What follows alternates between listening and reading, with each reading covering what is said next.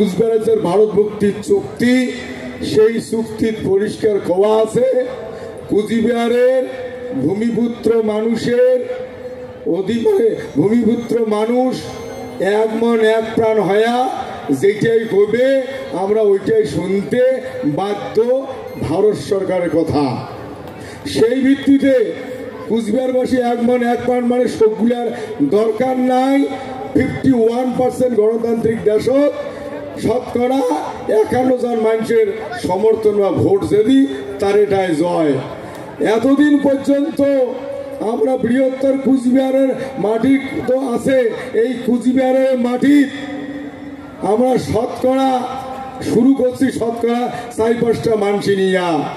আমরা এতদিন সমীক্ষা করতে করতে আজকে বিভিন্ন মহলের সমীক্ষায় দেখা গেছে আমরা ভূমিপুত্র মানসি ওই আলমনাথার ডাক উড়েনি মানুষের হিসাব বা আজকে যেগুলা ভূমিপুত্র বগরি গাছ আছি সেই মানসিগুলার অঙ্কের হিসাবে 51% হয়ে গেছি। আমার ইয়ার জন্য আর পার্লামেন্ট বিল আনা খাবার নয়, চুক্তি খান তলতি ধরলে চুক্তি মোতাবেক আমার অধিকার, চুক্তি মোতাবেক আমার পাওনা। কথা আছে 51 জন শতকরা 51 জন মানুষ চাইলে আমরা পাবো, সেটা ভূমিপুত্রের হিসাবে আমরা 50-60 কাছাকাছি গেছি। এটা একটা আমার শুভ লক্ষণ। সেই জন্যে আজকে এই মঞ্চ থাকিয়া আমরা কবার চাই প্রথম কথা, এ ভারত সরকার, এ রাজ্য সরকার এ অতি লক্ষ্যে করিয়া আমরা যাতে দেখিবার পাই শুনিবার পাই আগামী এই বিশ্ব মহাবীর চিলারায়ের জন্মতিথি সরকারিভাবে ঘোষণা করা হয়। কি কোন তোমরা এই বার্তা দিল্লি ওরা কলকাতা ওরাতে দিবে চাই? যদি না করে কি করবেন? গণতান্ত্রিক পদ্ধতিতে সংগ্রাম করি আদায় কর্ম। ঠিক আছে? আর একটা কথা এই মঞ্চের থেকে যেটা পরিষ্কার কথা, আমার এই যে 50 পার হয়ে 60 বগল ভূমিপুত্র মানসি হওয়ার পরেও বললা আমার চুক্তি মোতাবেক পার্লামেন্টের বিল পাস টিল পাস কিচ্ছু লাগে না। সমস্ত ভূমিপুত্র কুচবিহার মানুষ এই বার্তা জানে দাও যে খালি একটি হয়া হুঙ্কার ছাড়া আপনি দিতে বাধ্য।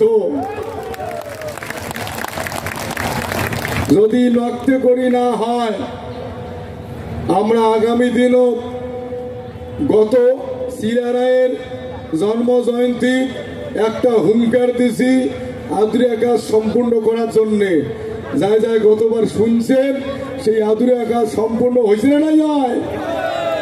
হয়েছে? বুঝছেন? এটা ভোট দিছি আমরা হুঙ্কার, ন্যায়সঙ্গত হুঙ্কার। কেন? আমরা মেজরিটি% হয়ে গেছি, আর ভয়ের কারণ নাই।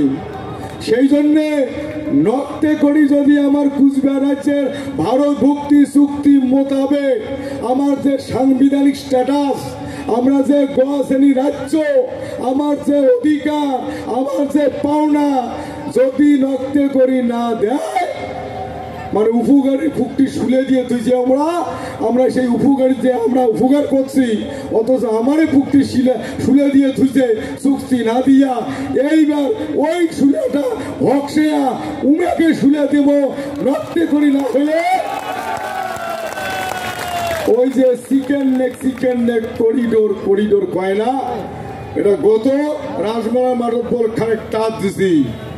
এবার আমার ওই বিভিন্ন কথাগুলা যুক্তি মোতাবেক কই, সংবিধান মোতাবেক কই জন্যে ওই চক্রান্তকারীর ঘর বারে বারে ব্রিটিশ পলিসি খাটায়। ব্রিটিশ পলিসিটা হল কি? ডিভাইডেড অ্যান্ড রুল, ভাগ করো আর শাসন করো। ওই জন্য বাতে বাতে আমার এই ন্যায্য ন্যায় নিষ্ঠা পরায়ণ সাংবিধানিক কথার ভিত্তিতে শক্তিশালী এই সংগঠনক দুর্বল করার জন্য বারে বারে শয়তানের ঘর অপচেষ্টা করছে, কিন্তু সফল হওয়ার পায় নাই। পাইছে? আরো কোনদিন পাবার নয়। জেলত পচেবার চাইছে বামপন পিরিয়ডে, অকারণে জেলত থুইয়া জেলের ভিতরে কোর্ট বানাইছে, যাতে জেলের ভিতরে বিচার করিয়া বংশীবদনের হয় ফাঁসি আর নাইতে যাবজ্জীবন জেল করা যায়। কেন? বংশীবদন জেল থেকে বিরাইলে যে অধিকারের জায়গা হাত দিছে আর রক্ষা করি পাবো না, জেলতে বসা খাবে।